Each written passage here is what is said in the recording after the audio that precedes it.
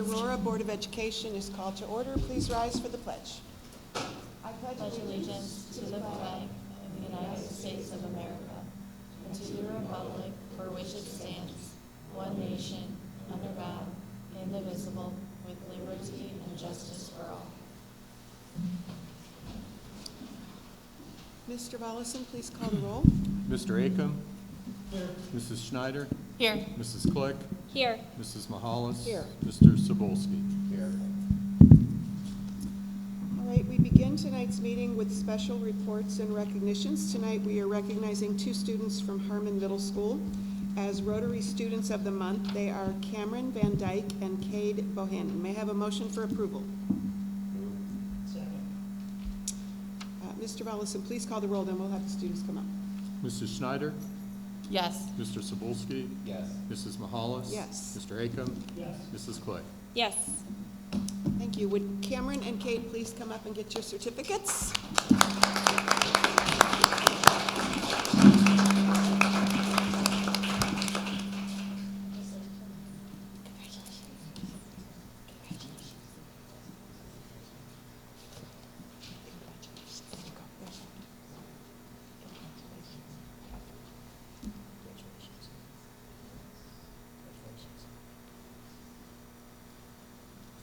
And Mr. Abramovich, would you please introduce the students? Thank you, Mrs. Mahalis and board. Our two students here today, it's earlier in the school year, being this is our first time to have Rotary here at Harmon. And so, we just finished the first quarter.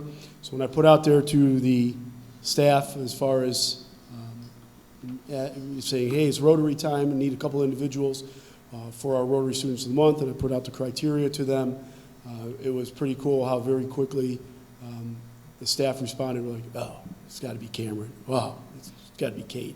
And a couple of them stopped me in the hall, and Mr. Beaumont, assistant principal, and I also had those names down as well. So which is really a nice honor this early in the year for them to realize, the staff to realize that right away. When I told Kate and Cameron about it, they were excited, they're happy, they're like, oh, thank you very much. That, to them, that's all they wanted, that's all they needed. But those are the type of individuals they are. Leaders by example, awesome role models for Harmon Middle School, and really the face of the school, and very proud to have them as that. But without saying anything more about them, I'm going to let them talk about what fantastic two individuals they are. First up, we're going to have Cade Bohannon.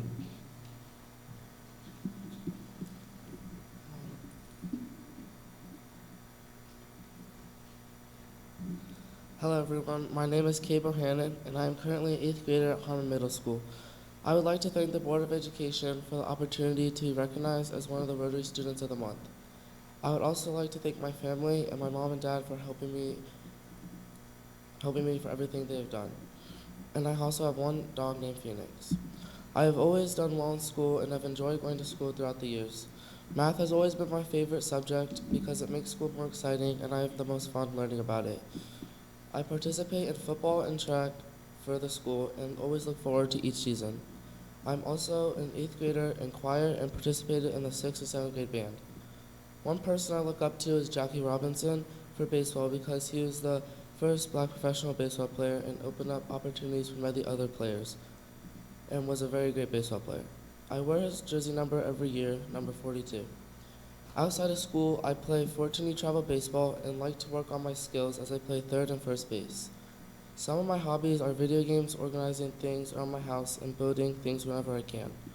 Whenever I looked up how Rotary Club helps people all around the world, I really felt admired because they help people in need and build things as I like to do around the world to help others. As I did further research about Rotary Club, I know in baseball and in other sports you have to work together as a team to be successful. And in Rotary Club, they work together all around the world to help people in need. After graduating from Aurora High School, I plan on going to college. My top goal for college is to play D1 baseball and make it to the pros. Ideally, I want to become a professional baseball player, but if that does not work out, after graduating from one of those colleges, I would like to be an architect or interior designer. Again, thank you for allowing me to have this opportunity to be honored among so many outstanding fellow classmates in the class of 2029.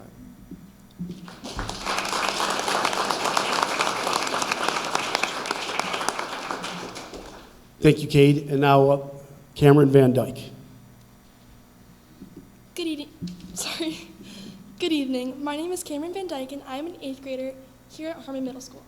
Before I speak, I would like to thank everybody. First, I would like to thank my family for always being there for me and for being my rock, especially my mom, dad, and grandparents.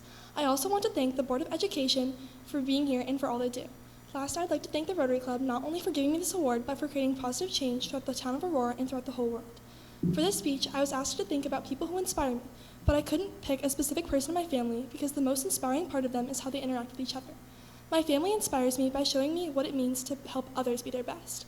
A family is a support system where everyone can count on each other, and watching my family lift each other up is something that has inspired me to be the kind of person who tries to lift others up as well. The Rotary Club and I share two very important core values: service and leadership. Something that a lot of people might not know about me is that I'm a Bronze and Silver Award Girl Scout. The criteria for both of these awards include service to our community, and for my Silver Award last March, I organized a clothing and goods drive with 2 other Girl Scouts. We ended up collecting enough bags to completely fill a huge Goodwill truck. This past winter, I also had the opportunity to be my club volleyball team's captain. This experience taught me about leadership and about teamwork, since volleyball is a game where you can't win if your team isn't in sync. You could have 6 amazing players on the court, but without communication and understanding, you would lose every game. Ever since I was little, I have loved school. I love how I'm able to make connections between what I'm learning in school and the real world. Outside of my classes, I'm a member of the Harmon Choir. I have enjoyed singing since I could talk, and I love starting my school day by singing in first period. I am also a part of the Harmon volleyball team. I'm a starting middle. My favorite part of the game is when there's a long rally where everyone is doing their part and it ends in our point. I love these points even more than aces and kills because they show how we work together as a team. Although it ended earlier this month, we had a great season. We placed second in the Suburban League. This year, I am trying something new as a Beta Club member. So far, we have organized a sock drive, and it was very successful. We ended up collecting over 1,600 pairs of socks for shelters in our area. Once I finish high school, I hope to go to a college somewhere close so I can visit my family often. My dream college is the Public Ivy, Miami of Ohio. In college, I want to study engineering and science so I can work as a proposals or software engineer. Thank you all for listening and for giving me the opportunity to be here. Learning has always been something I loved, so I'm honored to be chosen as the Rotary Club Student of the Month.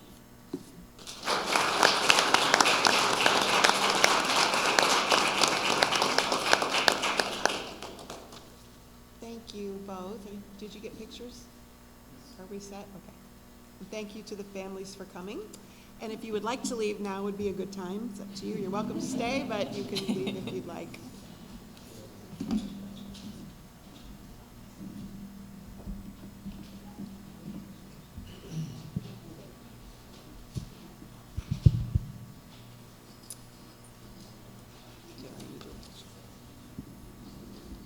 Kate said he's graduating in 2029. That just sounds so crazy to me.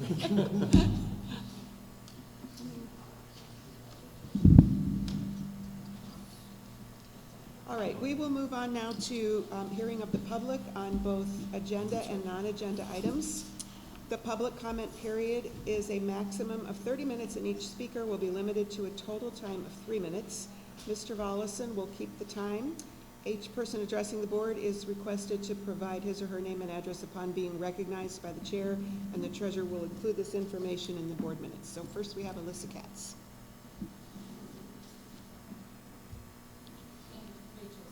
You together? Okay.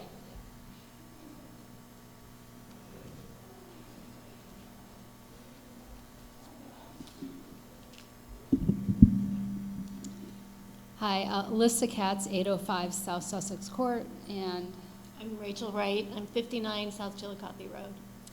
And we are co-chairs, as many or all of you know, of the Citizens Committee for Quality Schools. And we just wanted to give everyone an update of kind of where we are a week before the election. Just as a reminder, our mission was an informational campaign, and really it was to educate the community on the bond issue by answering questions and being transparent. And really we wanted to touch everyone in the community. Our goals were to get this bond issue passed in this election next month, or next week. And it feels like a month away even though we have a week. And the goal is in excess of 5,500 votes to get it passed. So we're trying to do that by leveraging the yes voters and getting them to the poll. And we're also looking at fundraising. Our goal is $3,500, and proud to say we've surpassed that. We're about $4,800, and really we want to run an effective, efficient, and successful campaign. And Rachel's going to tell you a little bit about what we've done to be able to do that. So like Alyssa said, we've done some fundraising. We had some Dine to Donates to raise funds. We've had some individual contributions that were made and some in-kind donations. We then used those funds to do some promotion. So we have yard signs that we were able to purchase and distribute to the community. We have social media, Insta, X, and Facebook that we've been publishing information on. We do have a website, auroraohlevy.com, so we've been publishing information on our website as well. Please feel free to visit if you haven't been there. There's a lot of really useful information there. We have newspaper ads that are going to be printed in the Portager and in the Record Courier, and then we have been doing pop-up events around the community. So we were at 4th of July was initially our kickoff campaign, but we've been at events all summer. So Fall Fest, we've been at Trunk or Treat most recently. We've done pop-ups at Olszewski's, and then we've scheduled some more pop-up events for this week. So we'll be participating in those as well. We've reached out to local organizations looking for endorsements, and we've been successful in getting endorsements from some organizations as well as testimonials from community members that we've then published on our website. And we have been doing a texting campaign, so we've been reaching out to over 6,000 people in a targeted manner, and then included in that would be people who had requested absentee ballots. We've done flyer distribution, so we were able to blanket Aurora with a flyer. We weren't sure that we were going to be able to do that, but we were able to do that.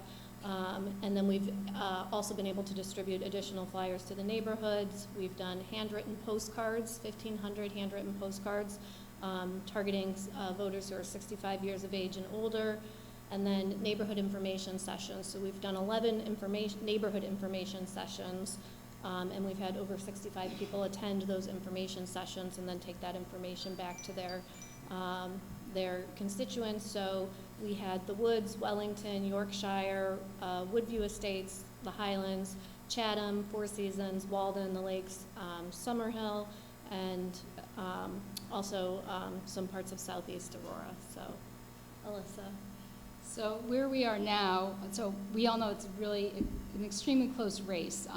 We don't have numbers. Our guess is that it's pretty much neck and neck. So it'll be just continue to answer questions, get the information out there, and hopefully go in our favor. We are seeing that voters who typically vote for school issues in Aurora are not necessarily voting for this one.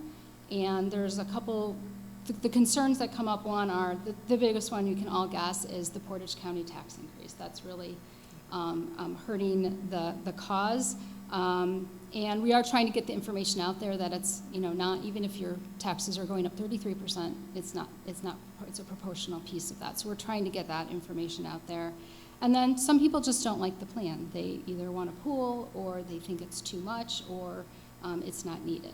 So there's some of the reasons people are giving us. So we're trying to answer those concerns and give them the information of why it's really needed. So there's 7 days left. We are giving it everything we've got.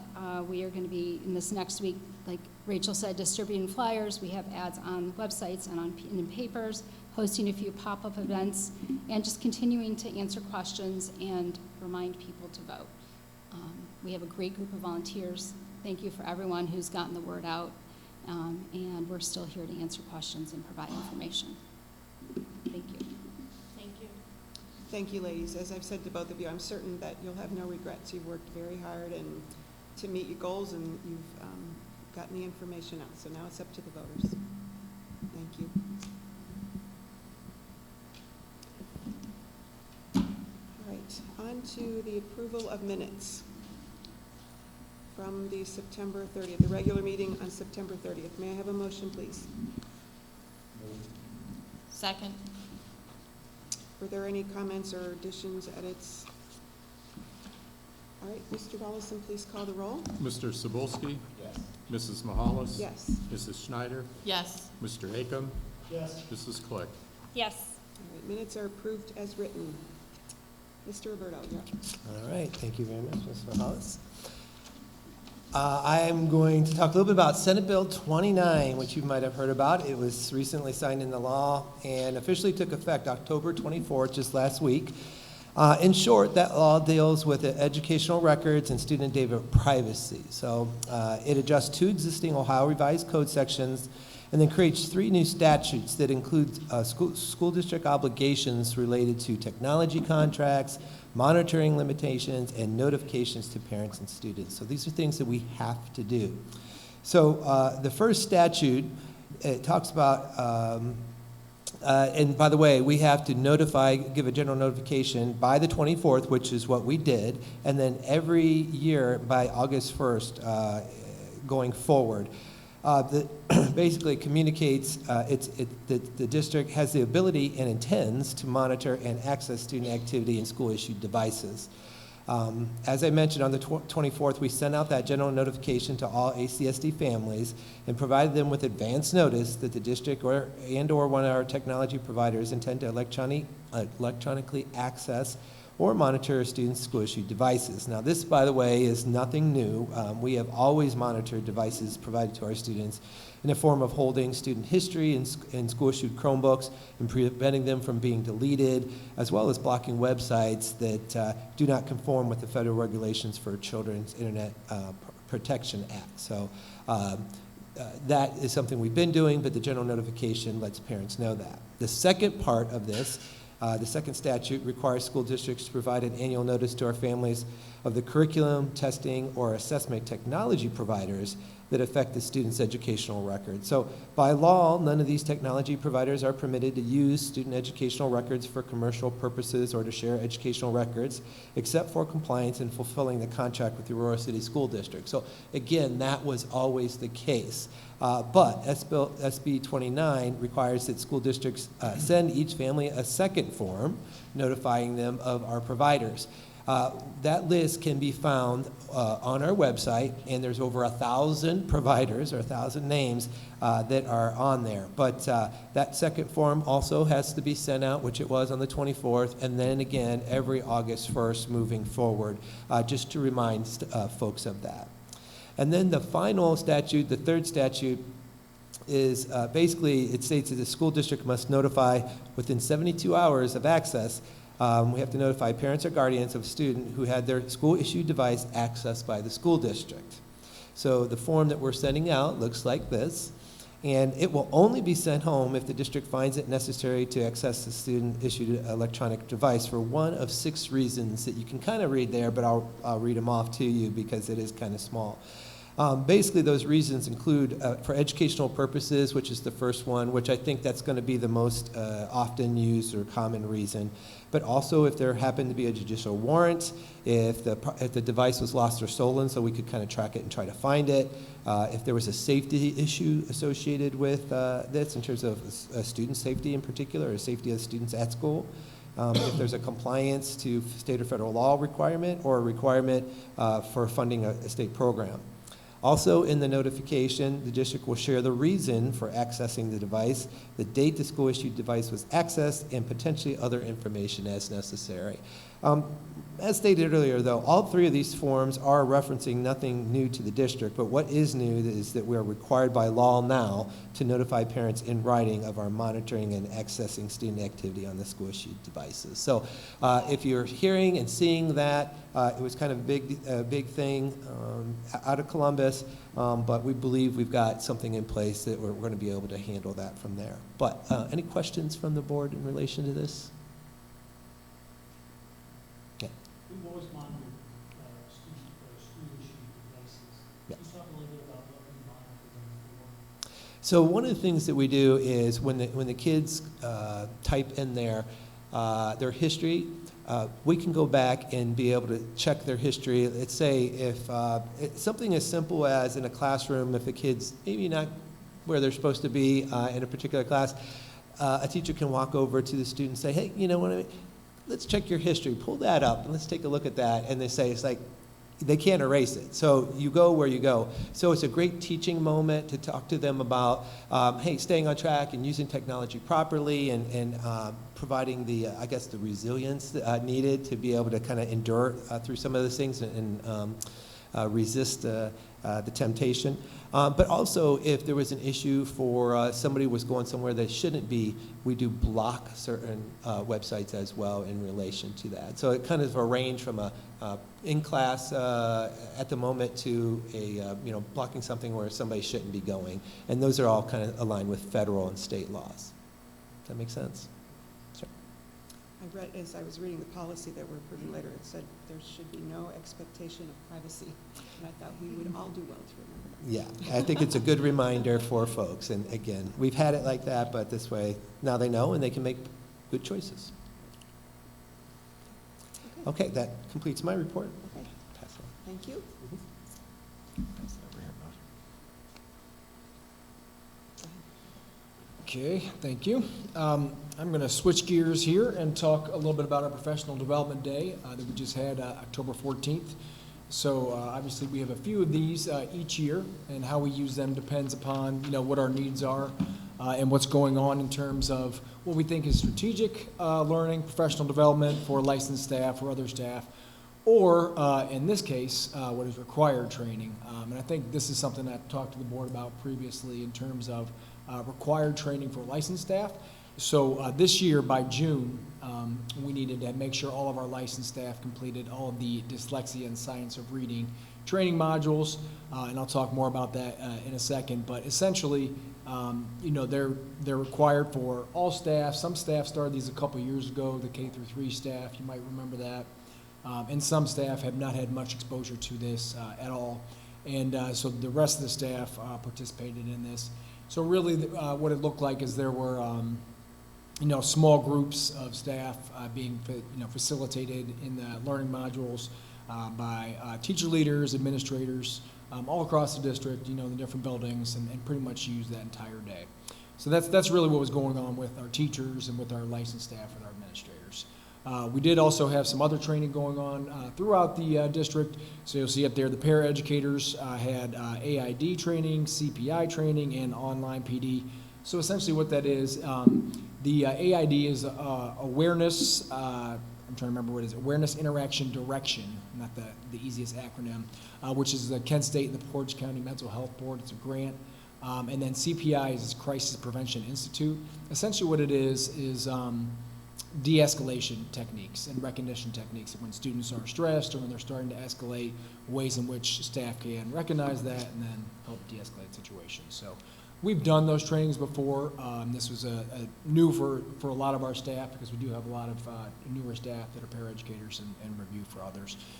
There are also some online modules through Master Teacher that Victor Torres had set up in the public school work. So Victor Torres really facilitated that and did a nice job with that training. And then Chris Wingler, the bus drivers had actually PD over here, a number of different safety and security tips, student management tips, and they even brought in the fire department and did a smoke the bus event. If you saw that bus out back that day, how to deal with situations where there actually is a fire. So also provided some really valuable professional development. So it was busy, a lot going on, all over the district, and really appreciate that time. To talk a little bit further about those learning modules, I do have that sort of that graph up there.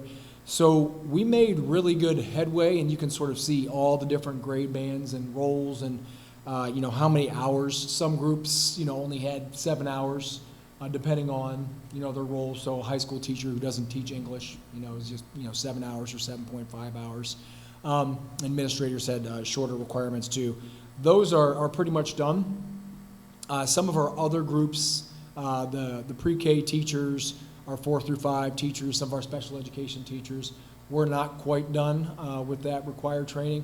I think we might be able to complete it in February, but I'm not positive. But I'm feeling good about the progress that we made in the learning, and I think it's realistic to think that we'll be able to complete that training in February.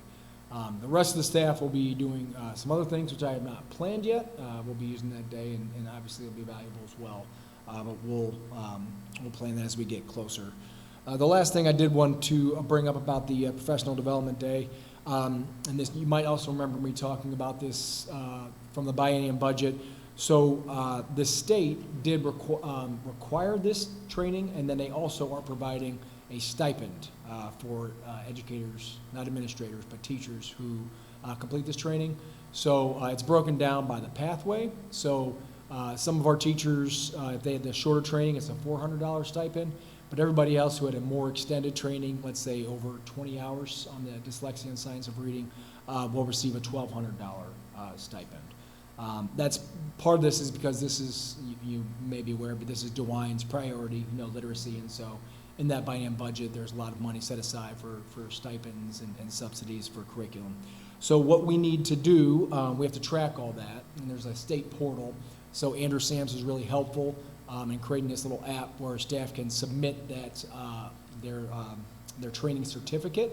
So we have to track all those certificates, date of completion, and then ultimately, when it's done, we will need to, first of all, confirm that the stipends are still there, which they say they're going to be there all year, so we'll take their word for it.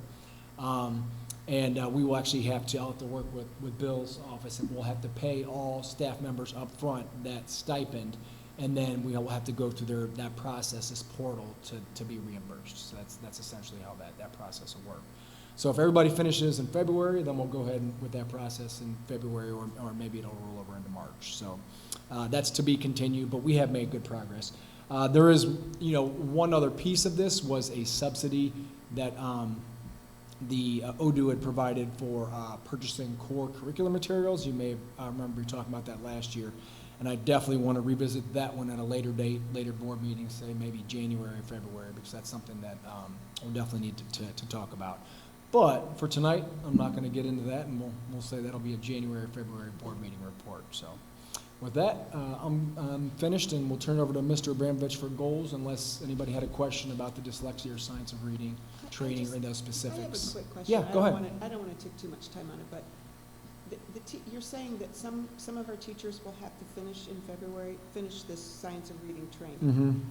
Can you just give us a brief summary of what they're being trained to do that they're not already doing? Well, for a lot, I can't say it's new for everybody. So, essentially, with the dyslexia and science of reading training, depending on your role and like I said, your subject area is how in-depth the training is.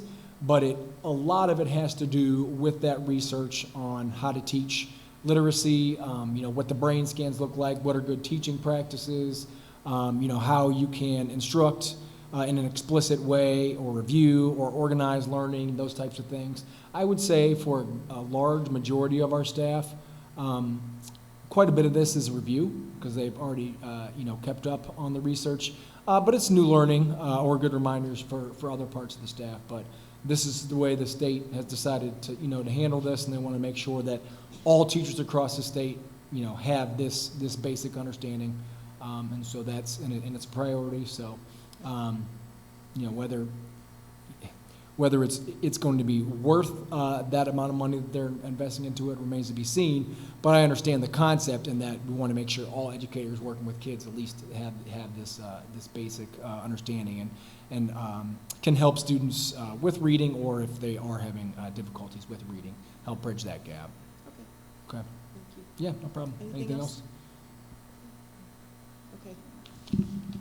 All right, Mr. A.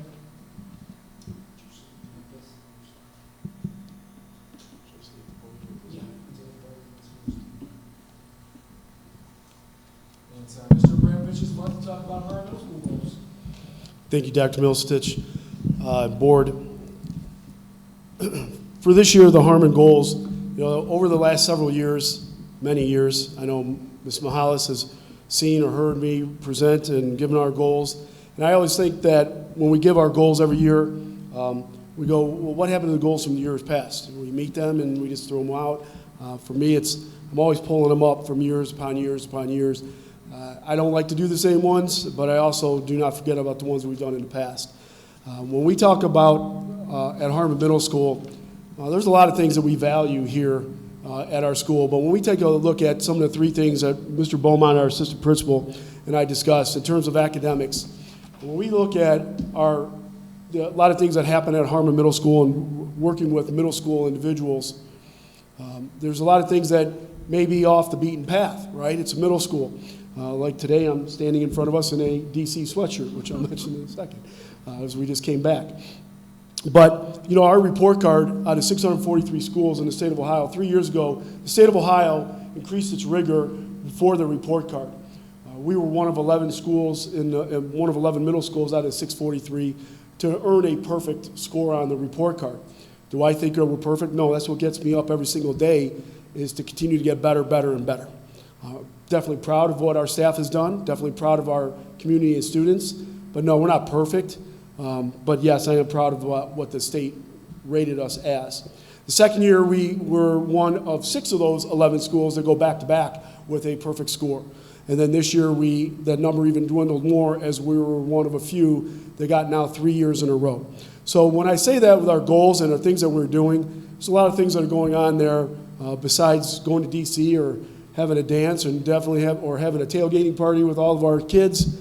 You know, that is a lot of the academic and preparing our kids for Aurora High School and beyond is happening. One of the things that we looked at this year, and again in all the years, possibly the best that's happening, is our ARC, Academic Resource Center, during our rec time. One of the pillars of a professional learning community is that everything that we do, every assignment given, is pertinent and down to the point of being part of our curriculum to take the next step, whether it's into a formative assessment or a summative assessment. And so our ARC is ensuring that as well, not only helping kids that do not understand, but also the ones that just did not get some work done or need some catch-up time. And we have 3 different staff members doing that during our 6th, 7th, and 8th grade lunches, our rec times and lunches. Our culture at Harmon Middle School, it's hard for me to say that it's ever going to change from our saying is do the right thing. I've inherited that from a long time ago. I believe strongly in that. As I always say, it's not just a Harmon thing, that's a life thing. And when things are happening and doing things the right way, as we are all in this together, good things happen from that.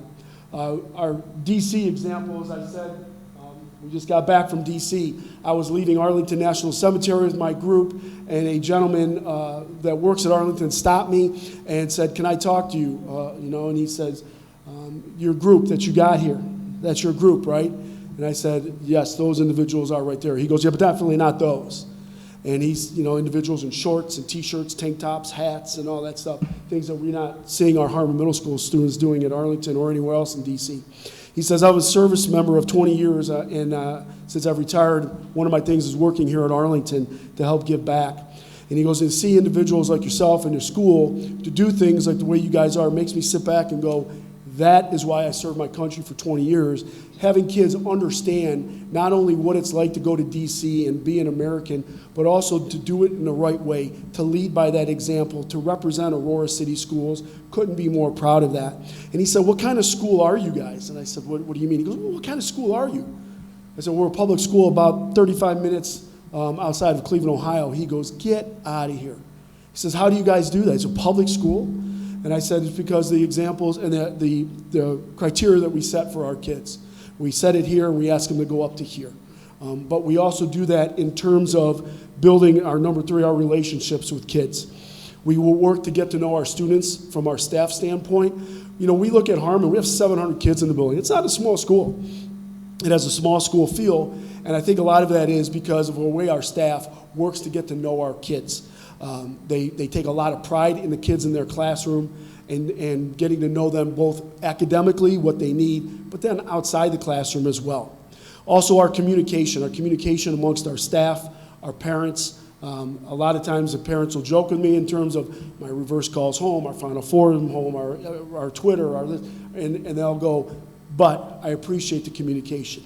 But also our communication amongst our staff with our kids. One of the things that we looked at is our staff increasing the amount of times that we meet about our kids. When we look at our goals for this year, I have down 12 goals. I'm just going to go through them pretty quickly here.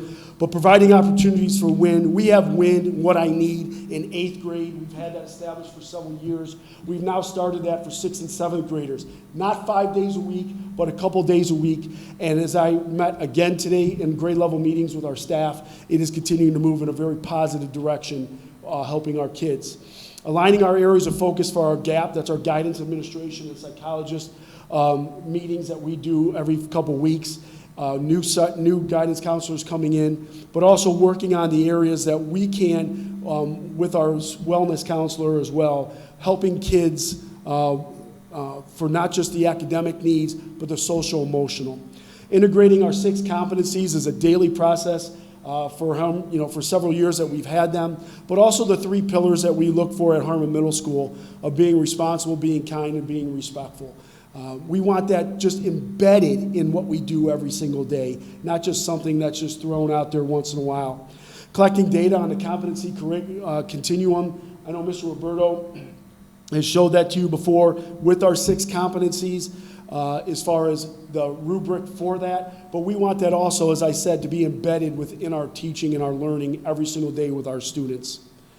Another set of our goals, enhancing our MTSS practices. That's our multi-tiered system of supports.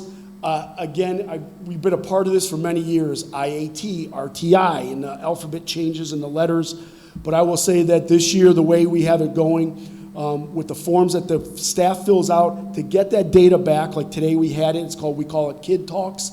We had a very successful ones today for grades 6, 7, and 8, to be able to determine what our kids need to go to Tier 1, Tier 2, Tier 3, and so on. Increase PD through our teacher observations of colleagues.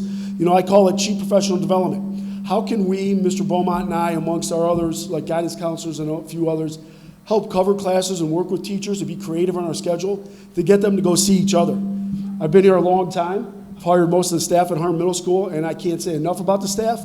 And as it's great to see other PD, but man, we have some really good teachers within Harmon, and I want them to see each other, and they benefit, and they understand the benefit of that. Continuing to define PBIS within the framework of the Day of Culture. Our PBIS is not something that we just want to have, let's do this, it's a PBIS activity. We want to live it and breathe it every day. A kid does something right, we don't want to just give them the cookie, right? We want to let them know as they're growing up to be young adults why they did what was right and how it affects others, so we keep on doing that. Repetition, as I always say, is the mother of all success. Keep on doing that over and over again. I talked through, again, communication. Our staff said that during our faculty meetings, we'd like to do things in our faculty meetings that continued on some main ideas on a regular basis. Professional development, PBIS, as I mentioned, communication, working within each other as far as making sure everyone's on the same page. Talking about our policies, whether it's our absences, tardies, discipline, and then we always have an open forum time for them. That's just not the only part of the faculty meeting, but those 5 are givens that Mr. Beaumont and I have for every one of our faculty meetings. The next ones are development on procedures and policies. Development on procedures and policies pertaining to AI. AI is something that, as you know, it's awesome and scary. And just like a cell phone coming in, we don't want to sit there and say, keep that away, we don't want it. It's here, it's growing, it's going to continue to be a part of what we do. So Dr. Milsatich helped us. We sent individuals away for AI training on our staff. Our next faculty meeting, they're actually going to be presenting to our staff to continue to add to our knowledge of AI and how we could best use it for our planning, for our education, for our students' learning. Continued focus on student accountability. We want kids to continue to understand what they do and why they do it, whether it's from discipline or academic progress. During our win times, we use that opportunity to remind kids about how to do the right thing, and then also to check their academic progress. They are young ladies and gentlemen that should be looking at how they are progressing on a regular basis, and even so, like checking in the emails. Kids at this age are like, I forget about that. But that's part of that communication, and as they are growing up into the world today, something so simple like that. Providing more content breakout time. We love our PLCs, whether it's in our content, we call it vertical, so in other words, from grade 6, 7, 8, or our grade level. But we also are breaking down standards, and Dr. Milsatich, Mr. Roberto and I have looked at that as far as certain areas that we want to provide more opportunity for individuals to spend more time together, really breaking things down in the standards and being able to have that time to work with each other. And lastly, promoting work centered on disciplinary literacy. Again, something that is kind of, Mrs. Mahalis said, has been around for a while. We've done things like this, like that PD that we just discussed. but it's something that we can never have enough of. How to read as a historian, how to read as a math teacher, as a math student, not just in an English class, or read as a scientist. And we have our faculty working directly with that inside their PLCs for their disciplinary literacy. That is in a nutshell what we are doing this year. Again, like I said, there's a lot of things that we've done and continue to do from the past, but those 12 items are our focus that we have for this year. Any questions that I can help out with? I don't have a question, I just have a comment. I think you've always been excellent at nurturing the students as they go through Harmon Middle School so that they can remain children, which is what they are, while still growing into what will soon become their high school careers under Mr. Hayes. And I think that's a really, I mean, every year is important to them, but middle school can be a really wacky time. So we appreciate all your efforts. Well, thank you. I appreciate that too. Take a lot of pride in it, and I love it. There's nothing better when a parent, I get that a lot, their parents say, middle school is such a tough time, and my kid said it was the best time they've had there. I know we can't get that every year from every kid, but again, it's my goal to get that, and so I appreciate that. Okay. Thank you. All right, Mr. Volleson, treasurer's report. Thank you, Mrs. Mahalis. This evening, I just have one resolution for your consideration, that being the general fund financial report for the month of September. And in September, our expenditures exceeded revenues by about $400,000, decreasing our general fund cash balance to $23.8 million 3 months into the fiscal year. Revenues are about 10% greater than projected, and expenditures about 1% less. On the revenue side, we received the second F 2023 real estate property tax settlement from Summit County, and that completes our tax collections for tax year 2023. In all other revenue, a couple of items to note: $127,000 in all-day kindergarten tuition payments, another $33,000 in preschool tuition, and $60,900 in tuition payments for students from other districts which are attending our schools. We also received from the state our rollback and homestead exemption for Portage County, nearly $1.5 million for the rollback, and an additional $200,000 on the homestead exemption. Summit County tax credits will be received sometime in October. And on the expenditure side, one item of note: personnel services costs included $32,500 in payments for teaching staff for their health care insurance waiver. So this year we had 13 staff members took the $2,500 waiver in lieu of our health care insurance. So right now, for the fiscal year, revenue is about $260,000 greater than projected. Expenditures are up a little, $140,000, but we have a favorable variance right now for about $120,000, quarter of the way through the fiscal year. Okay. Thank you for that. We have Exhibit D1, a resolution to approve the financial statements and reports. May I have a motion? Moved. Chair seconds. Are there any comments or questions for Mr. Volleson? Please call the roll. Mrs. Mahalis? Yes. Mr. Acom? Yes. Mrs. Schneider? Yes. Mrs. Flick? Yes. Mr. Sobolski? Yes. All right, resolution is approved. Moving on to new business, Exhibit E1A is a resolution to accept gifts and contributions. May I have a motion, please? So moved. Second? I will read through these. Aurora Youth Football donated $1,000 to dinners for the football team. Balguni Dani donated $500 to the Cross Country Scholarship Fund. Aurora VFW donated $995 to sponsor 3 students for the Washington, D.C. trip. J.A. McMahon donated $1,000 to the hockey program. State Farm Foundation donated $2,500 to the tennis program and $1,500 to the hockey program. Aurora Elementary PTO donated $1,380.11 from their pancake breakfast to Layton School for outdoor living spaces. Are there any comments or questions about any of those? I do. What's an outdoor living space at Layton? So, the amphitheater that has kind of deteriorated over the years, the gardens that they have going up, and then the fishing dock, which they've used quite a bit for the fishing club. Those are the three areas that they're focused on. Fun. Okay. Mr. Volleson, please call the roll. Mrs. Click? Yes. Mr. Acom? Yes. Mrs. Mahalis? Yes. Mrs. Schneider? Yes. Mr. Sobolski? Yes. All right, resolution is approved. We have a few personnel resolutions tonight. I'm going to take them separately.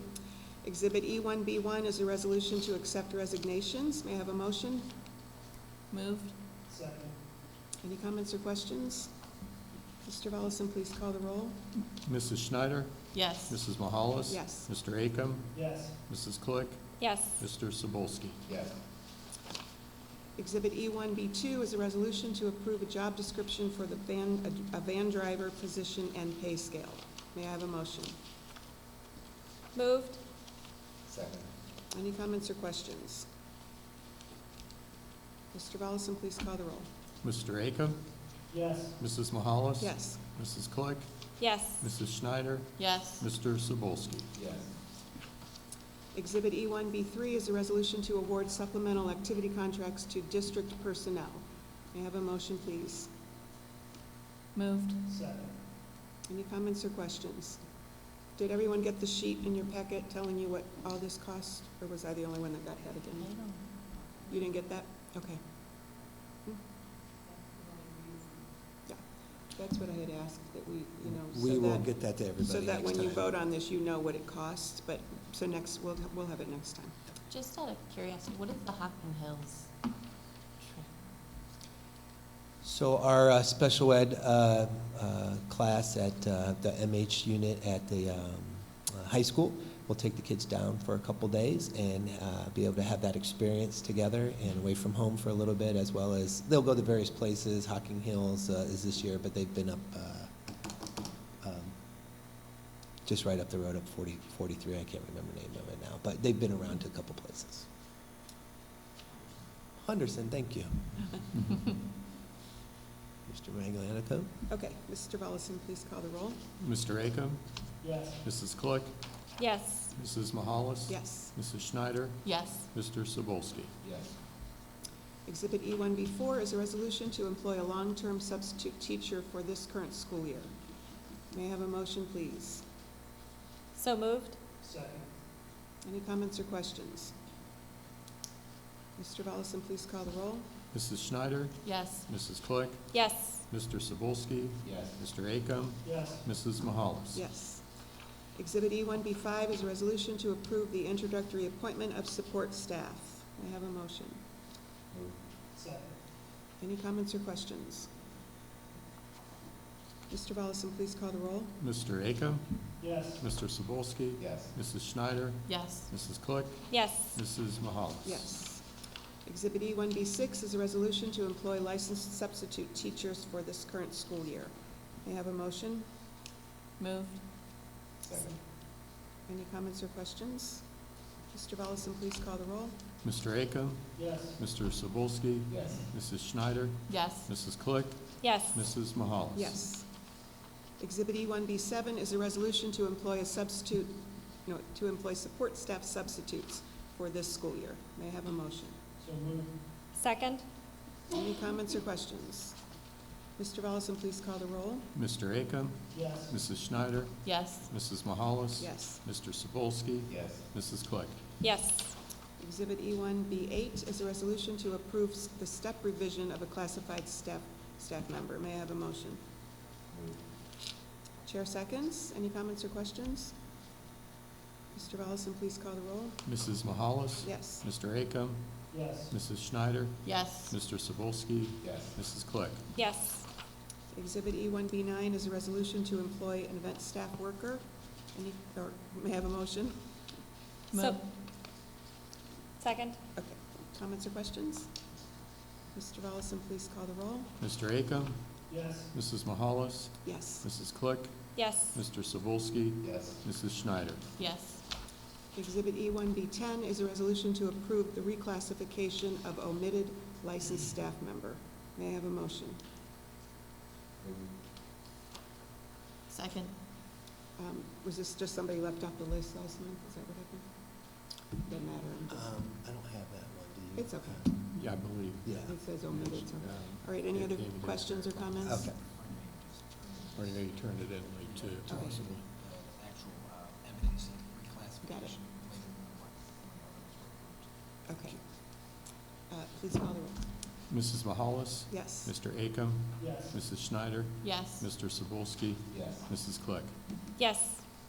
All right, and then Exhibit E1B11 is a resolution to terminate employment of support staff members. May I have a motion, please? Second? Any comments or questions? All right, Mr. Volleson, please call the roll. Mrs. Schneider? Yes. Mrs. Mahalis? Yes. Mr. Akam? Yes. Mrs. Click? Yes. Mr. Cebulski? Yes. All right, personnel resolutions are all approved. Next, we'll go to Exhibit E1C, which is a resolution to approve changes to policy IKEB. Can you just remind us of what this is? Yeah, this is the acceleration policy. Could you get a quick summary reminder there, Dr. Messerich? Yeah, this is one I spoke to you about last time, so we're just updating some of the gifted policies, acceleration policies. We hadn't done acceleration previously. It's not too much of a change. We were also working on some internal procedures as well, but those are just our procedures, so there wasn't too much of an update, so very small change. All right, may I have a motion, please? So moved. Second. Are there any questions, comments? All right, Mr. Volleson, please call the roll. Mrs. Mahalis? Yes. Mr. Cebulski? Yes. Mrs. Schneider? Yes. Mr. Akam? Yes. Mrs. Click? Yes. All right, resolution is approved. Exhibit E1D is a resolution to update policy EDE, which deals with internet safety and acceptable use. May I have a motion, please? Moved. Second. Are there any comments or questions? This is what we've been discussing, right? Yes, it is. I can elaborate a little bit if you'd like. Okay, yeah. Only because this is centered around Senate Bill 29, so everything that you kind of heard me present to you is pretty much what you see on this policy that is in green. That's all the new information. What we did is we combined that with what we currently had with our acceptable use policy from there. There are, however, a couple of just clerical things just to point out to you that we caught after a little bit of lack of close reading. So I appreciate that getting pointed out. So on the first page, there was just a repeat of a partial sentence in there where it said it says, and may be controversial, offensive, or inaccurate was in there twice. On the second page, by law needs to have a space in between, otherwise it's by law. And so that was there. On the third page, where it's the last sentence in the green, it should say be instead of by. And on the fifth page, where it talks about Twitter under the 9th bullet, Twitter is no longer Twitter, it's X. So we're just kind of updating it so it matches. But really, by taking the green portion of this policy and combining with the black portion, which was what we originally have, we now have a policy that aligns to everything in Senate Bill 29. And all those things that are green are the forms, basically the forms that have been sent home to parents on the 24th, and then will be repeated every August 1st going forward. I have a question. Are those forms available on or will they be available on as part of the resolution so that parents can see them, or is that just something that? Yeah, so those forms have been sent home, and then I believe we do have them under our technology site, but if not, we'll get them up there as well so that they're there along with all the other, 1,000 tech groups that we work with, yeah. Okay, Mr. Volleson, please call the roll. Mrs. Click? Yes. Mr. Akam? Yes. Mrs. Mahalis? Yes. Mrs. Schneider? Yes. Mr. Cebulski? Did you? I just had a question about Google on that. Yes. Data collection. Are we able to delete our students' information? Because we know we know that Google, a profile, they can let third parties to profile. So when they build up all this data on our children, because when they take the Chromebooks home, it collects the IP addresses, your location. Are we able to, I think the tier they call us, was it service? So I won't be able to answer that clearly for you now, but what I can do is kind of get your information if I'm hearing you right, you want to see if we have the ability to delete information that Google is potentially collecting. I know that we're a Google school, so everything that we do from our classroom to our Google Meets to, any of our documents go through that system. So that would be a system that has to align to the expectations of the state. So I know Google is meeting those expectations. But in terms of specific things, if you could maybe shoot me an email as to what specifically I can dig in there for you to find out what specific data, I'd be happy to do that because I know it's above my pay grade to be able to answer you right here about it. But I'd be happy to look into it. Yeah. Okay. So, do you? Yes, it's we're with the classrooms. Yeah. All right, resolution is approved. Exhibit E1E is a resolution to approve an out-of-state and overnight field trip for the ASL class. May I have a motion, please? Moved. Second. Okay. Any comments or questions about that? So one of the places that they're going, it's basically the full day that they're down there. They have 2 travel days, is to a deaf college or university near Washington, D.C. So the kids are getting an opportunity to do an immersion experience down there, not only with the students, but my understanding, some of the teachers down there. And then on the side, while they're traveling down and then coming back, they're going to get a chance to see a little bit of Washington, D.C., like monuments and things like that. And this is the cost that the families pay in at the district? Correct, yeah, the families pay, and that money actually goes directly to the company, so we don't even collect it, so the families just kind of set up their payments through there. I will say also that the kids are missing only 1 day of school, even though it's a 3-day trip. They're leaving on Sunday. They'll be down there Monday, where we have a professional development day, no students, and then coming home on Tuesday, so they will miss Tuesday, but it's a 3-for-1. Anything else? All right, Mr. Volleson, please call the roll. Mr. Cebulski? Yes. Mrs. Click? Yes. Mr. Akam? Yes. Mrs. Schneider? Yes. Mrs. Mahalis? Yes. All right, that concludes the new business portion of our meeting, and then we have a discussion item, which is next year's school calendar. So we'll just look at that and assume we'll vote on it next month. Yeah, some things to point out. I guess I wanted to say this is an ugly, fair warning, an ugly school calendar. We really looked at it a couple different ways.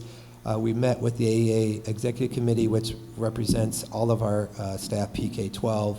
Our admin team looked at it, and then we even had 2 elementary, our PTO, our elementary, and our Harmon High PTO. Just the way winter break, Christmas falls specifically, and winter break. The good news is winter break actually has 3 weekends associated with it, but in order to get the first semester in, we do have to start early. Will be the 13th for new students, 14th for all students of August, and teachers are coming in on the 11th and 12th. So that's earlier than what we have lately done, but the families in particular wanted to keep. We looked at adding the Monday after Thanksgiving for travel, and the Monday after Easter again for travel in there. So that's another reason why we're starting a little earlier, because those days in between, a little bit longer breaks for families to get out and back from visits with other families. Yeah, that is really early. What was the first day this year for all students? Do you remember? I believe it was the 18th. Yeah, so it was about a week earlier. Okay, so we'll look at this again next month. Are there any board items? All right, and I will ask for a motion to adjourn.